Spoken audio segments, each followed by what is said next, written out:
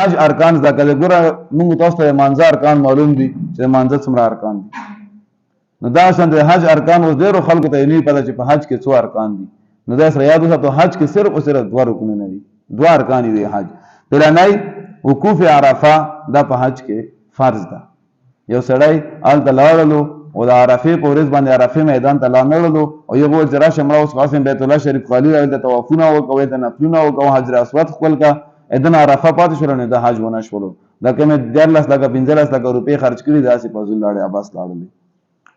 دویم الطواف حول الكعبه د بیت الله شریف نه غیر چاپیره وچا کرے لگاول طواف زیارت ته ویل کېږي دام فرض نو په حج کې دوه شینه فرض شول. یو عرفه په میدان کې د عرفه په ورځ باندې ودرېدل وقوف عرفه ته ویل کېږي او دویم طواف زیارت دا دوه شینه په حج کې فرض دي چې دا دوه کې ته حج ادا شول.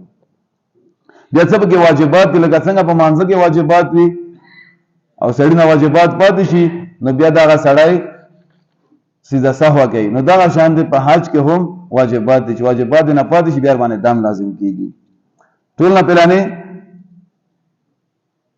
د حج لپاره چې کوم واجبات دي نو احرام اچول د میقات نه مخکې میقات خاص ځای نه دي. کله سره حج لسی کنه زمونږ لپاره خاص ځای یلملم دی. یلملم په عربو کې یو ځای دی د یغ نه مخکې ته احرام اچوي بیا یغ ځای نه نوځي. اوس که یغ نه مخکې ته احرام نه اچول بیت الله شریف ته نه وته حدود ته نه شولې او بیا ته احرام اچول نو پتا باندې دام لازم شولو. دویم مزدلفه وقوف مزدلفه په لسمه ورځ چې کله صبحي منځ وشي د ټیم نه واخله تر میر خطو پورې مزدلفه میدان کې ودرېدل دا هم واجب دي. کله نه پاتې شول پتا باندې دم لازم شول.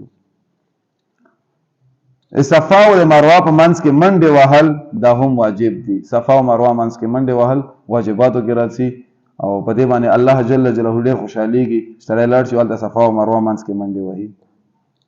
دا شانته هر طواف نه بعد 2 رکعات نفل کول دا هم واجب دي. اوس یو سړي طواف وکړو او 2 رکعات نفلونه پاتې شول نو په دې باندې دم لازم شول. دا شانته د اختر په ورځو کې چې موږ ته په ساده پښتو کې شیطانان یو چې 13 جمعه ته په باندې ما تفصیل سره خبره کړې و هغه شیطانانو باندې په تیګو باندې وشتل دا هم واجب دي. وخته کال کول یا وخته واړه کول دا هم په واجباتو کې دي. وګوره د مې عزتمندو وخته کول فرض نه دی. بعض خلکو د نبی فرض جوړ کړی چې ال حج وکي بس خامخوي کلاوي نه خامخای کول نشته بس کا واړه کړل هم اته حج ادا شول. موږ بلور دی مرګره حج ته روانو چې کله تلو نو بعضی مرګري ولا راغلي نو یو د چاو ته احرام طریقه او خیال چې احرام به څنګه تاړي چاو ته څه طریقه او خیال چې څه طریقه نو یو کې یو کس کی چې څنګه عمره وکي بس سره خامخا کلاوي نو مو تر ما چې ګوره سر خامخا کلاول نشته چې خامخا کال کی بلکې وخت خلیل کاټ کا باس خبره ختمه.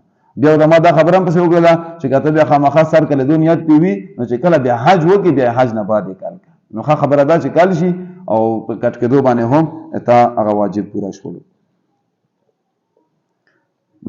د حج کوم سنت اعمال دي هغه د غسل کول یو سړی حج ته سي احرام چې نه احرام نه مخکې سړی غسل وکي د سنت عمل له خبره ده. دا شانته چې دا کوم مونږ احرام ته ویل کېږي نو احرام وچوي سړی او دوی سپینې کپړې چې نوي وي نو دا سنت عمل دی یا مستحب عمل دی چې نوي وچوي یا پاک وچوي بیخي. د احرام نیت کولو نه بعد 2 رکعات نفلی مونږ دا هم چې کوم دی په سنتو کې راسي. تلبیه ویل لبیک اللهم لبیک لبیک لا شریک لک لبیک ان الحمد والنعمت لک والملک لا شریک لک دا تلبیه ویل دا هم سنت عمل دی. څومره چې ډیر ویل شي دومره ډیر اجر او ثواب لري. الله جل جلاله موږ تاسو ټول توفیق راکړي چې حج ته لاړ